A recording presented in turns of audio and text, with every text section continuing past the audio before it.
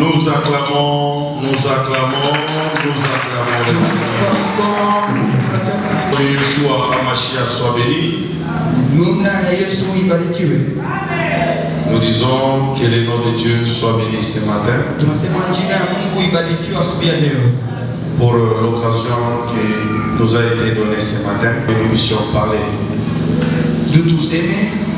C'est une semaine qui sera vraiment surchargée. Une semaine de beaucoup d'événements. Une semaine où nous allons commémorer la Pentecôte. Dans cette même semaine, nous avons un autre événement. L'Éternel Dieu nous fera énormément grâce. Bien-aimé, laissez-moi te dire ce matin, cette semaine, c'est une semaine spéciale.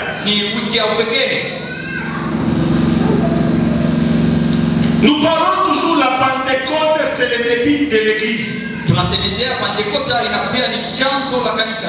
Mais ce matin, je vais choper une personne. Je vais la choper, Tamquoise. Alléluia. Aujourd'hui, je vais parler de la Pentecôte comme le travail. Alléluia. On ne peut pas seulement célébrer la Pentecôte sur le début de l'église. Oui, c'est bien, c'est le début de l'église. Quelles sont les retombées de la Pentecôte? L'église a commencé. Mais quelles sont les retombées ou bien les revenus de la Pentecôte? Après avoir reçu le Saint-Esprit, nous ne devrions pas garder cet esprit-là. La Bible dit, nous n'avons pas reçu l'esprit de timidité, mais nous avons reçu l'esprit de puissance. Et cet esprit qui crie à ma paix. Alors le Saint-Esprit, ce n'est pas toujours la naissance de l'église. Mais le Saint-Esprit t'envoie dans le travail.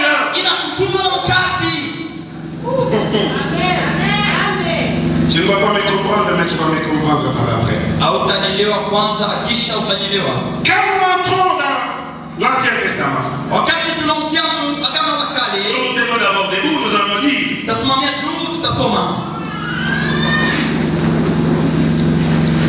On nous prend d'abord Joël 2:28.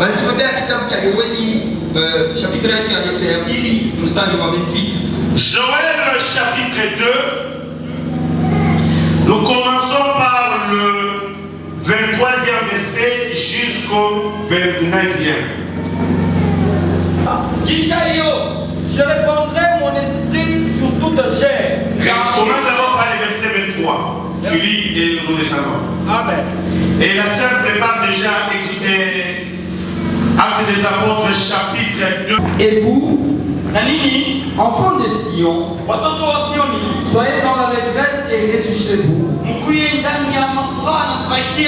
en l'Éternel votre Dieu, car il vous donnera la pluie en son temps. Il vous enverra la pluie de la première et de la dernière saison, comme autrefois. Les airs se rempliront des blés, et les cuves égorgeront de mou et d'huile. Je vous remplacerai les années qu'ont dévoré la sauterelle, les gélèques, les Assyres et les Kazans, ma grande armée que j'avais envoyée contre vous. Vous mangerez et vous rassasierez, et Et vous célébrerez le nom de l'Éternel, votre Dieu, qui aurait fait pour vous des prodiges. Et mon peuple ne sera plus jamais dans la confusion. Et vous saurez que je suis au milieu d'Israël, que je suis l'Éternel, votre Dieu, qu'il n'y en a point d'autre. Et mon peuple ne sera plus jamais dans la confusion. Après cela, je répandrai mon esprit sur toute chair. Vos fils et vos filles prophétiseront. Vos vieillards auront des songes. Et vos jeunes gens des visions. Même sur les serviteurs et sur les servantes. Dans ces jours-là, je répandrai mon esprit. Amen. Amen. Seigneur. Les jours de la Pentecôte, ils étaient tous ensemble dans le même lieu. Tout à coup, il vint du ciel un bruit comme celui d'un vent impétueux. Et il remplit toute la maison où ils étaient assis. Des lampes semblables à des lampes de feu leur apparurent séparées les unes des autres. Et se posèrent sur chacun d'eux. Et ils furent tous remplis du Saint-Esprit et se mirent à parler en d'autres langues, selon que l'Esprit leur donnait de s'exprimer. Amen. Merci. Merci pour ton onction. Pour toi, c'est que tu sois au milieu de nous et que tu nous conduises du début jusqu'à la fin. Au nom de Jésus. Amen. Bien-aimé, ici, je commence d'abord par Joël. Joël, ici, c'est Dieu qui est en train de parler avec Israël. C'était une promesse que l'Éternel parlait avec Israël.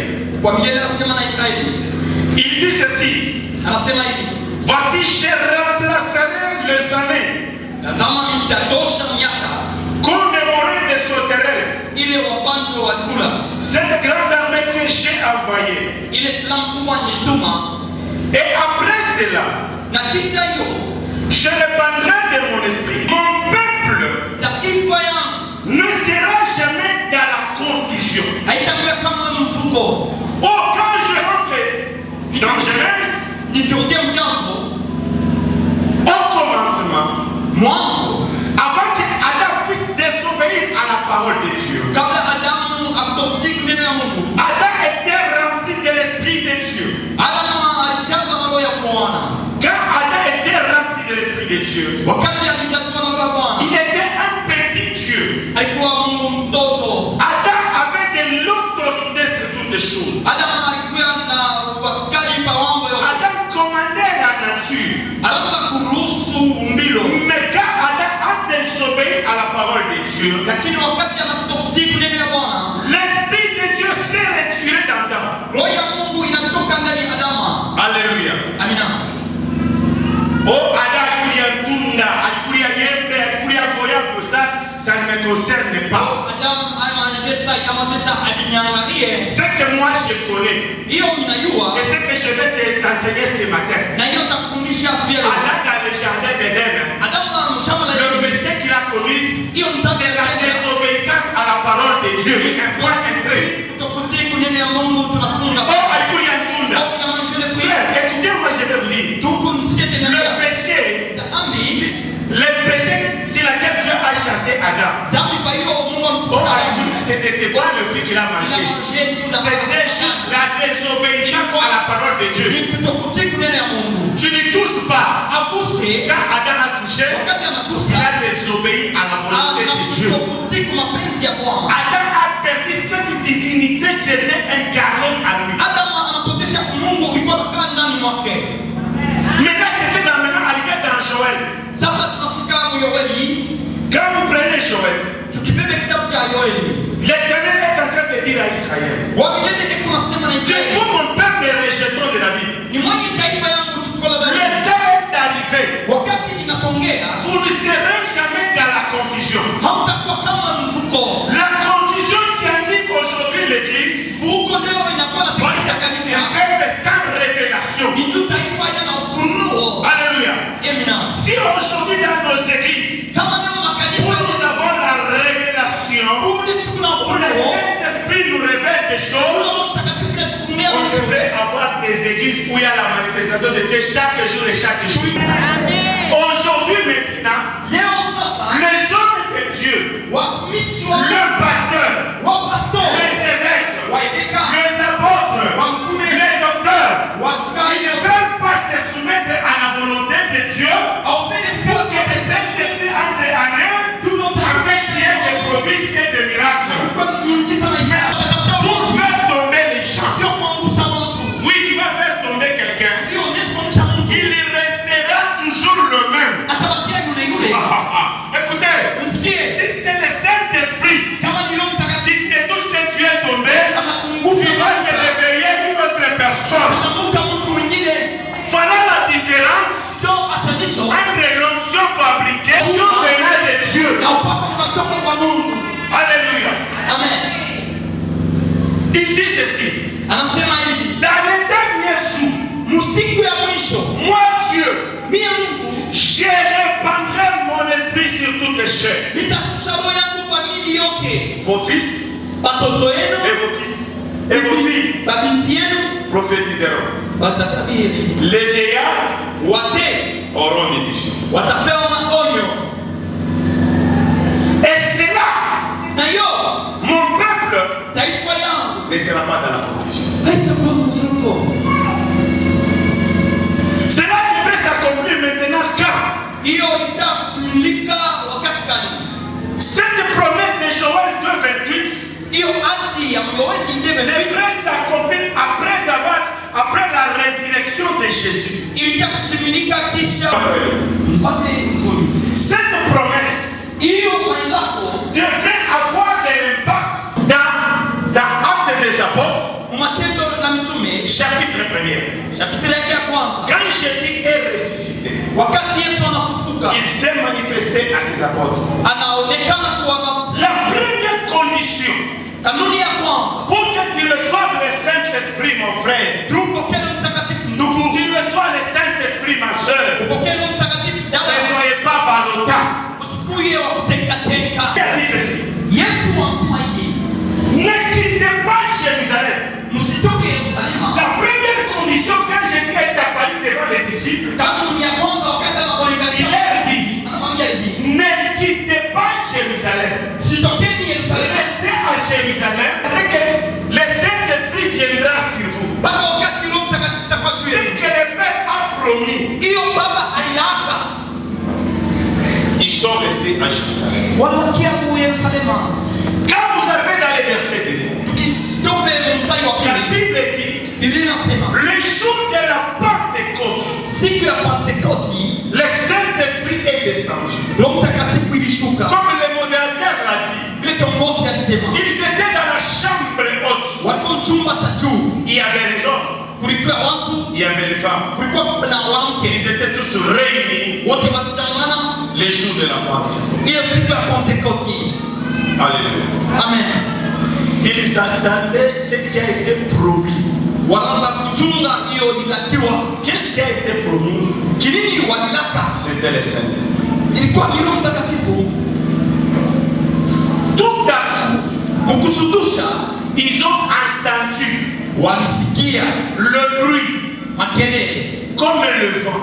Quand le Saint-Esprit descend, il ne vient pas avec le mouvement. Le Saint-Esprit vient, il vient dans la douceur. Alléluia. La Bible dit, il est descendu comme un vent impétueux. Si tu es ici, quand le Saint-Esprit commence à te faire des faux mouvements, il faut bien contrôler. Que Dieu soit béni. Je suis en train d'aller, ça ne va pas surprendre la semaine, il y a des enseignants qui vont parler. Le Saint-Esprit est descendu. Et personne ne s'y attendait pas. Et le Saint-Esprit lui-même, c'est un mouvement involontaire. Involontaire.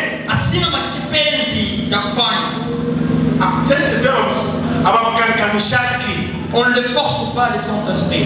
Vous comprenez? Le Saint-Esprit, on ne le force pas. Quand il descend au moment propice. C'est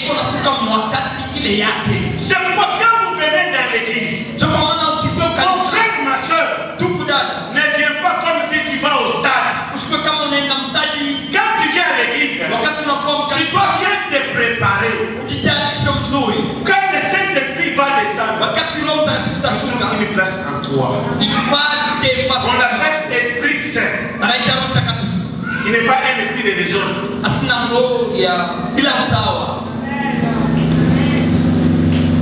Lui est descendu. C'est là où je commence maintenant mon message. J'ai dit le Saint-Esprit, la Pentecôte aujourd'hui, c'est le travail. Quand tu as le Saint-Esprit, la personne qui est remplie du Saint-Esprit, c'est une personne qui est dans l'action. On ne le force pas. Tu me dis que j'ai le Saint-Esprit, mais on te force dans les choses de Dieu. Tu n'as pas encore reçu le Saint-Esprit. Viens ici, on va t'imposer le main. On va recevoir le Saint-Esprit. Quand le Saint-Esprit est en toi, il crée d'abord la sorte des choses de Dieu. Alléluia. Le Saint-Esprit crée la sorte de Dieu. Pourquoi il crée la sorte des choses de Dieu? C'est parce que la Bible dit il est doux et agréable de frères de demeurer ensemble. Car c'est là où Dieu répand de son onction. Prophète, quoi tu es vous t'attendez tu vas prophétiser les chaises. Le don que tu as reçu, mon frère, tu dois le mettre au service du Seigneur. Mais je vais vous dire une chose. Quand Dieu te donne un don et que tu n'exploites pas ce don au bénéfice de son œuvre, Dieu enlève cela. Amen. Quand Dieu te donne un don, la Bible dit c'est pour l'édification du corps du Christ.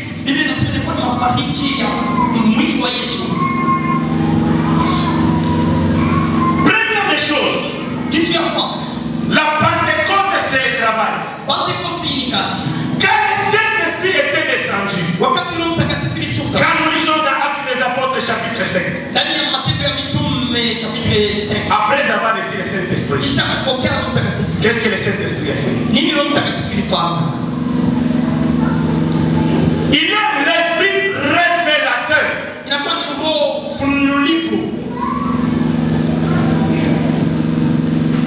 Les disciples vivaient ensemble.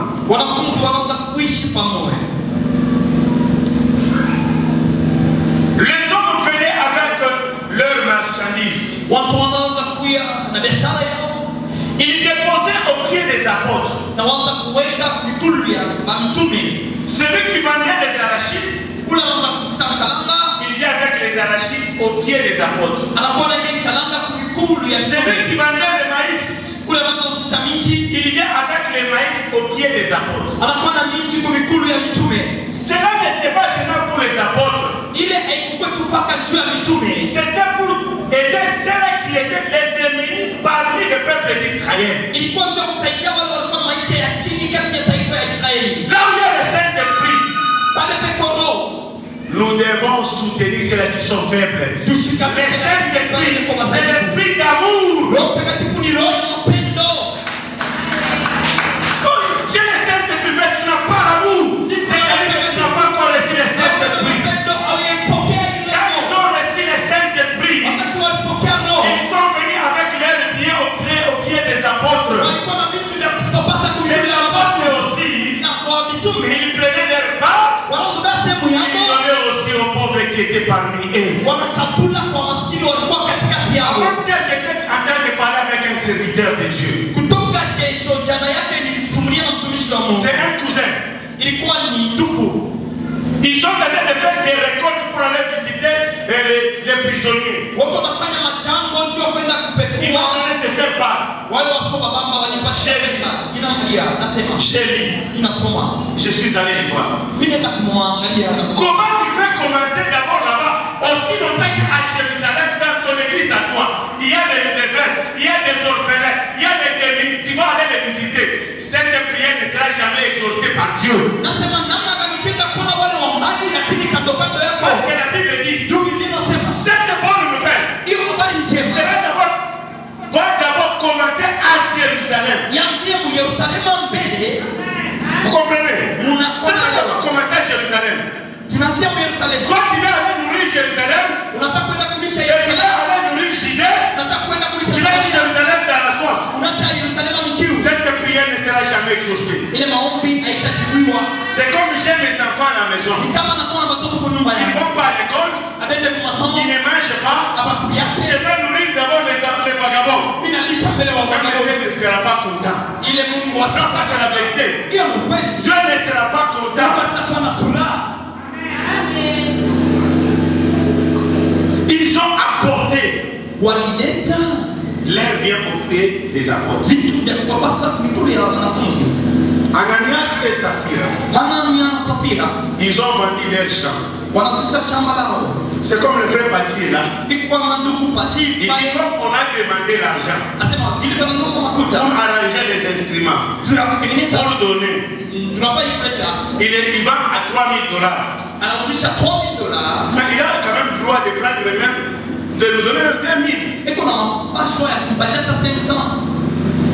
Il garde les 2,800. Parce que c'est son argent.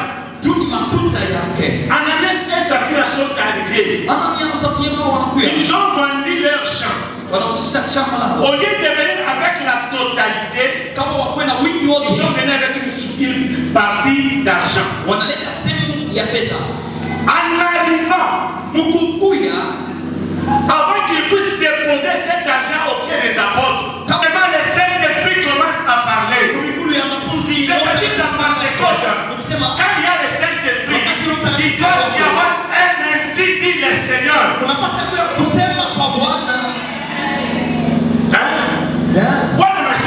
Le Seigneur a dit, si nous avons déjà reçu le Saint-Esprit, c'est Dieu qui doit maintenant parler. Ce n'est pas l'homme qui doit parler. Le Saint-Esprit a révélé aux apôtres.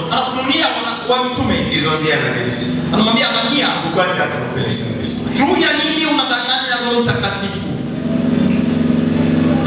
Quand on reçoit le Saint-Esprit, il doit entrer en action. Ça fait des années que j'ai le Saint-Esprit. Est-ce que les années que tu as là te poussent à travailler? Alléluia. Ananias, pourquoi as-tu trompé même le Saint-Esprit? Il a révélé. On a besoin, après la Pentecôte, qui ne soit pas comme la Pentecôte, après la Pentecôte.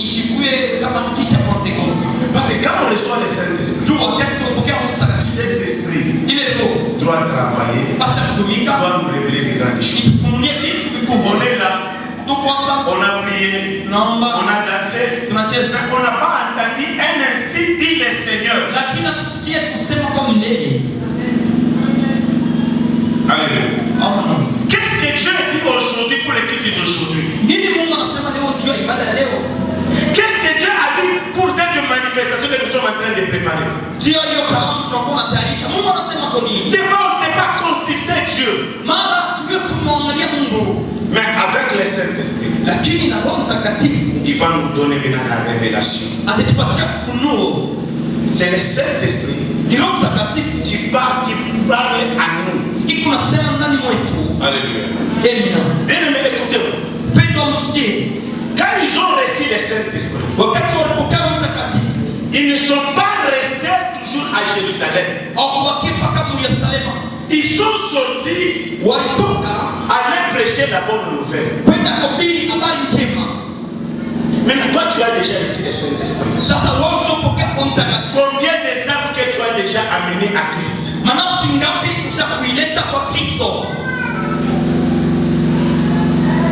Nous avons déjà reçu le Saint-Esprit. Et tu dis que chez le Saint-Esprit, combien de âmes que tu as amenées auprès de Christ? Nous devons revenir à nous-mêmes. Et que Dieu puisse nous aider. Que Dieu puisse t'aider. Le Saint-Esprit, il est l'esprit révélateur. Nous devons chercher la révélation. La Bible dit ceci: mon peuple est détruit parce qu'il lui manque la révélation.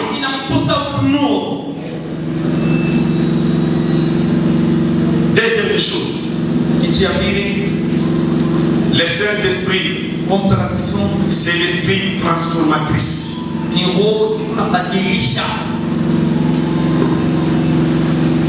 Quand vous lisez 1 Samuel chapitre 10 verset 6,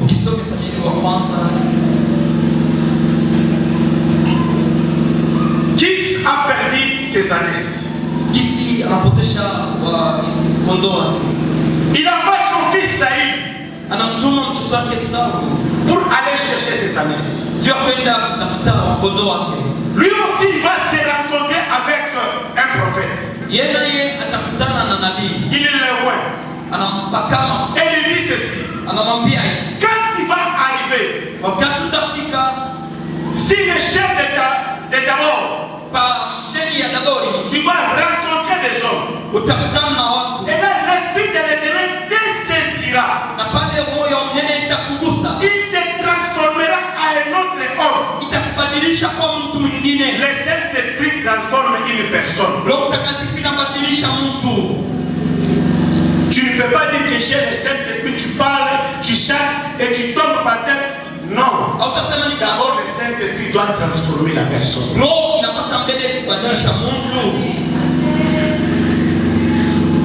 Quelqu'un qui vient ici, il chante, il parle en langue, mais il n'est pas obéissant. C'est un faux Saint-Esprit. Le Saint-Esprit transforme la personne.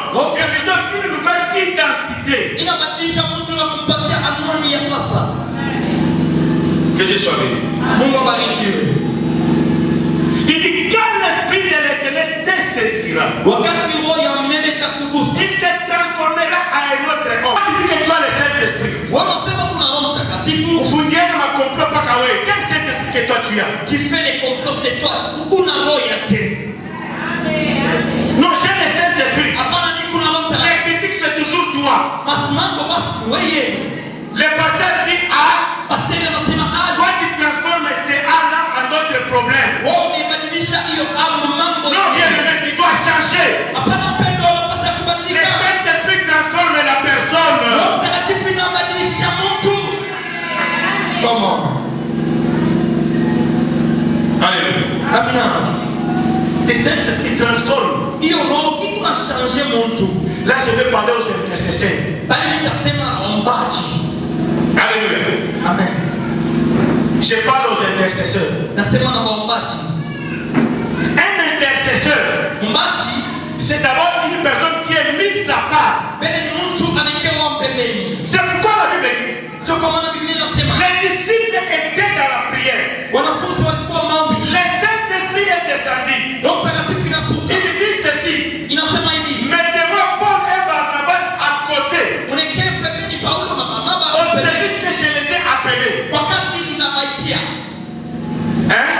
Toi tu es intercesseur, est-ce que tu es mis à part? Au lieu de venir pour intercéder, tu commences à ancien Paul, frère Pati, Foud Frali, et pour moi c'est comme c'est faux. C'est faux. C'est faux. Vous allez d'abord les intercesseurs. Avant d'abord de prier, et puis vous allez mettre le bois dans la semaine.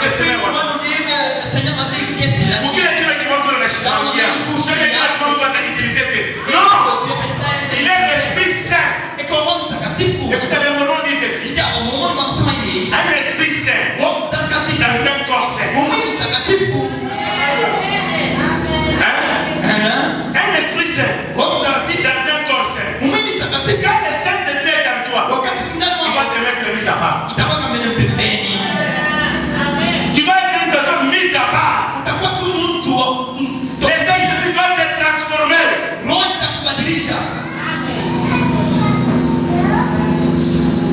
Quand on regarde si tu sais que le Saint-Esprit, tu dis que tu as l'Esprit, en toi il n'y a pas la transformation. La Bible dit, Paul a appelé déjà après avoir prêché. Avez-vous déjà entendu parler du Saint-Esprit? On n'a jamais entendu parler du Saint-Esprit. Il les a prêchés. Après avoir prêché, on les a amenés. On les a imposé le même. Et ils ont reçu le Saint-Esprit. Ce que toi tu as, ce n'est pas le Saint-Esprit. La personne qui a le Saint-Esprit, c'est la personne qui réunit. Ce n'est pas un catalyseur. Quelqu'un qui a le Saint-Esprit, qui n'est pas un catalyseur. Comment on dit? Le jour de la Pentecôte, ils étaient tous ensemble. Mais toi tu as le Saint-Esprit, un catalyseur.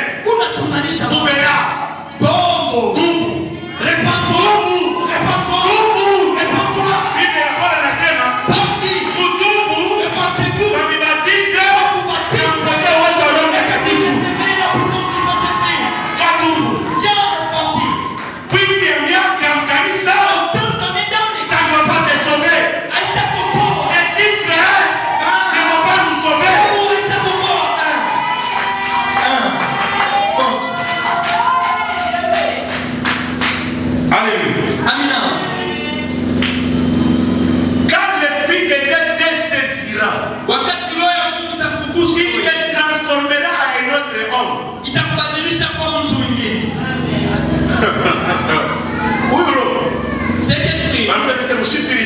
On l'appelle Saint-Esprit. Saint-Esprit Saint. Il transforme. Il nous qui savait que Paul ici, que Paul pouvait prêcher l'évangile plus que même les apôtres qui étaient avec Jésus. Il y a des disciples qui ont vécu avec Jésus. Ils l'ont vu ressusciter. Mais personne n'a parlé comme Paul. Le Saint-Esprit l'a transformé. Le Saint-Esprit l'a transformé. Autrement dit, le Saint-Esprit l'a brisé. Que je sois béni. Bien écoutez. Le Saint-Esprit, c'est le travail. Maintenant, si tu as le Saint-Esprit, nous voulons voir la transformation.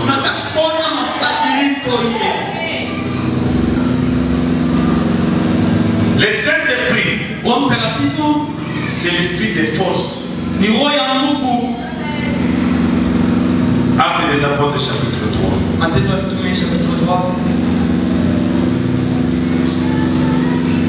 Le Saint-Esprit est descendu le jour de la Pentecôte. Et les apôtres sont maintenant sortis. Ils sont allés sur le champ. La Bible dit, c'était à la main ilikuwa ni 9e heure. Que Pierre et Jean montaient au temple. Petro na Yohana wanaanza kupanda kwa hekalu. Ils sont arrivés à la porte. Wanafika kwa mlango. Il y avait un boité. Kulikuwa kilema mmoja. Ce boité était là chaque jour. Huyo kilema alikuwa pale kila siku. Tout le monde le passait. Watoto wanaanza kupita. Les apôtres le passaient. Mtume wanapita. Avant la Pentecôte, Kabla ya Pentecote, les gens le passaient. watu wanaanza Mais kupita. après la Pentecôte, on ne l'a pas passé. Wakupite. Alléluia. Amina. Avant la Pentecôte, Kabla ya Pentecote, on passait ces boîtiers. wanaanza kupita kilema ule. Ils entraient dans le temple, Wanaingia hekalu. ils sautaient. Wanatoka tena. On lui donnait seulement ce qu'on avait. Wanapatia yote walikuwa nayo. Mais maintenant, après la Pentecôte, Sasa kisha Pentecote, quand le Saint-Esprit est descendu, wakati Roho Mtakatifu inashuka, l'Esprit de force, waya weso parce qu'en ce moment-là, tumwingie wakati Dieu n'avait pas vraiment le pouvoir de guérir ni de donner la vie. Petro asikuwa na uwezo wa kuponya na kuleta uzima. Il a fallu Ilifai que ce qui a été dit, hiyo ce isemewa, qui a été promis, hiyo ilakiwa puisse s'accomplir. itimilike. Qu'est-ce qui a été promis? Nini ilakiwa? C'était le Saint-Esprit. Ilikuwa ni Roho Mtakatifu. Ils ont vu ce boité. Wanaona huo kilema, Il attendait de recevoir quelque chose. huyo kilema anaanza kuchunga kupokea kitu kimoja. Pierre et Jean regardaient. Petro na Yohana wanaangalia, Il fixa le regard sur ce boité. wanaangalia macho ule kilema. Le boité aussi de son côté, Kilema naye kungambo il yake attendait de recevoir quoi? L'argent. anaanza kuchunga apokee nini? Makuta. Pierre le regarde. Petro anamwangalia, Ils étaient à terre. walikuwa wawili, C'était Pierre et Jean. ilikuwa ni Petro na Yohana. Ils montaient au temple. Wanazopanda kwa hekalu, Quand ils arrivent, wakati wanafika, Jean regarde.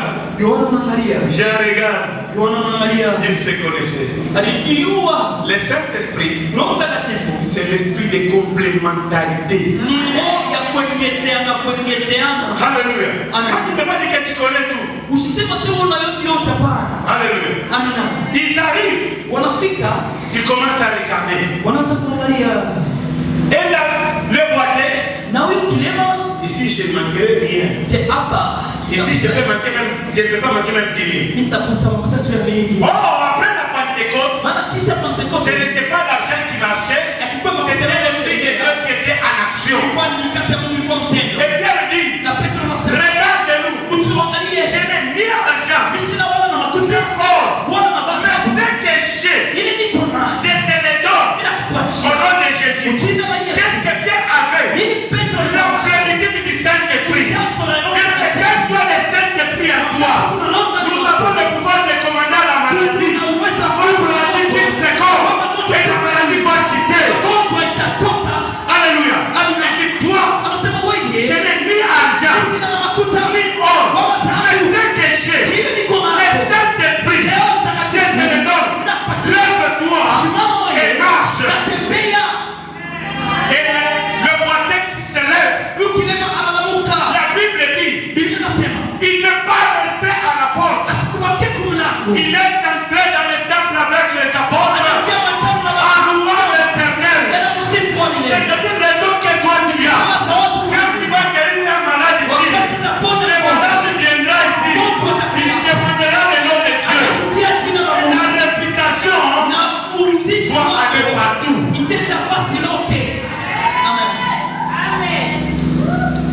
Je vais vous achoper. Alléluia. Du temps de Jésus, il y avait le WhatsApp, le Facebook, tout ça, il y en avait. Wakati ya Yesu ulikuwa ya WhatsApp, Facebook, Est-ce qu'il y en avait? est-ce que ulikuwa Maintenant, je pose ma question. sasa mina uliza. La reine de Saba, Huyo kila wa Saba elle était très loin. alikuwa mbali. Elle a entendu la sagesse qu'avait Salomon. Anasikia hekima ilikuwa na Salomoni. Elle a dit, Anasema quelle sagesse! hekima gani? Il n'y avait pas de Facebook. Akukuye Facebook, Il n'y avait pas de WhatsApp. akuye WhatsApp. Comme aujourd'hui, Kama leo j'ai pris pour quelqu'un, naambia mtu il dort. anaanguka. Avec devant les caméramans qui sont là, en train de filmer.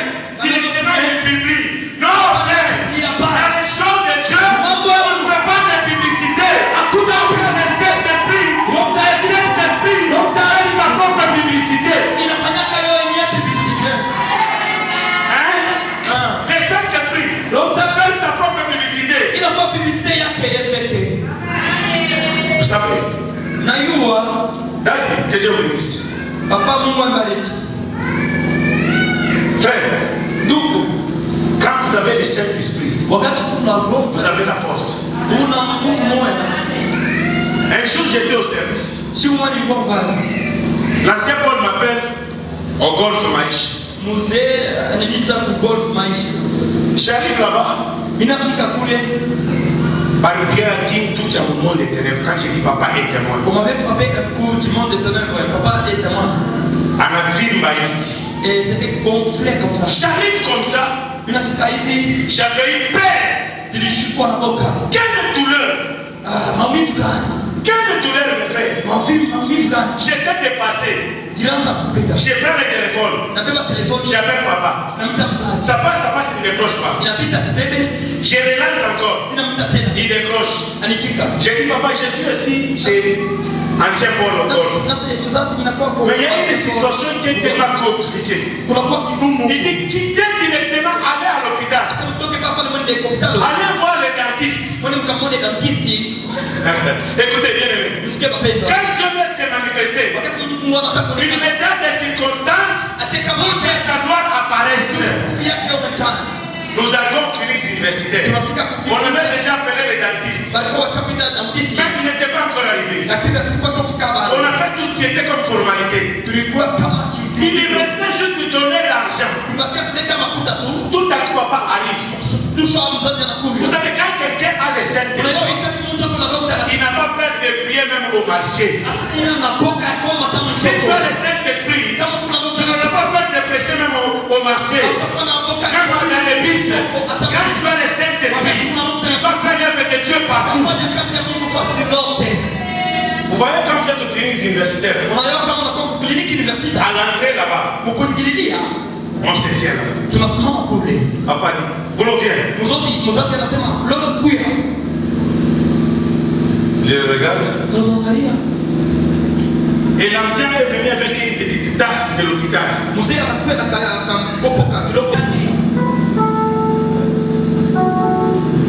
Pour finir, il dit ceci. Vous serez mes témoins.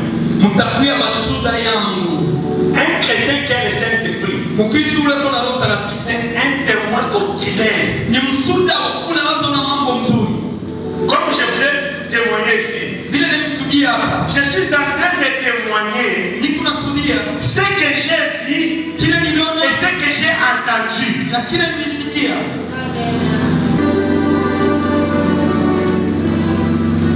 chrétien qui a le Saint-Esprit. Dieu que je sais, me justifiera. Il faut laver ça. Laver ça. Quand on va laver ça, on verra Dieu se manifester ici. On verra les malades être guéris. On verra les infirmes marcher. Que Dieu soit béni. La démangeaison. Montre-la carrière à Saint-Esprit. C'est lui qui n'a pas les santé. Il est mon qu'est-ce qu'ils ont fait? Ils ont parlé quoi? Ils sont en train de me calomnier. Non. Que Dieu soit béni. Après la Pentecôte, l'amour a régné. Tout ce qui était à bien était pour Mathilde. Je vais terminer. Hier, j'ai beaucoup pleuré. Que j'ai aimé que nous puissions ramener cette église. On les ramène un peu derrière. Il y a de cela 10 ans, 11 à 12 ans. Voilà le père Mamata ici. Avec la taille de frère Laurent. On s'échangeait des chemises. Où est cet amour-là? Moi je me suis dit à l'époque, il y avait des prodiges et des miracles qui s'opéraient ici. Et ce qui tue l'église aujourd'hui, il y a maintenant dans cette église des esprits de Tumancouche. Frère, la Bible dit ceci. Qui t'est humilié d'eux. C'est la parole de Dieu. Je n'attaque personne. La Bible dit quittez tu m'encourages. Des groupes, tu m'encourages. Des groupes, tu m'encourages. Des groupes. Alors on a dit quand est-ce qu'on aura le temps de prier pour que les miracles s'opèrent?